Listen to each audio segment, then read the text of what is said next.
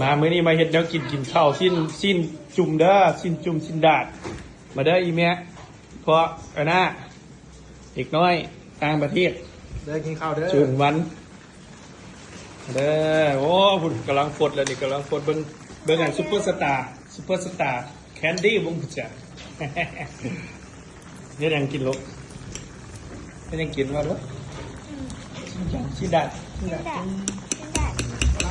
เนี่ยอันนี้อันนี้แม่นอันน่ะนิโคลัสนิกกี้เนาะนิโคลัสเทสลาอันนี้มีแม่เฒ่า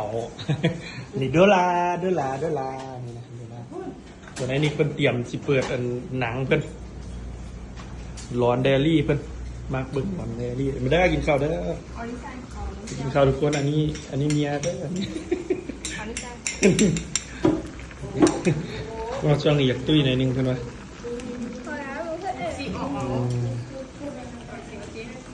มาเด้อทุกคนเด้อโอ้มื้อนี้ร้อนแฮงเห็นซีนดาดเนี่ยแล้วก็สิเตรียมอาบน้ำกินซีนดาดแล้วก็สิเตรียมอาบน้ำเตรียมลอยน้ำเบิ่งอ่างหน้าบ้านเด้ออ่างหน้าบ้านพวกอันนี้ก็สิเตรียมเปิดหนังอยู่นี่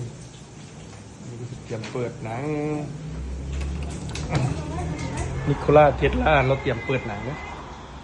โอ้แมวนี่มันอยากกินข้าวแล้วบ่โอ้อากาศลมนี่โอ้น้ำหลายแล้วนี่เตรียมเปิดน้ำโอ้มืด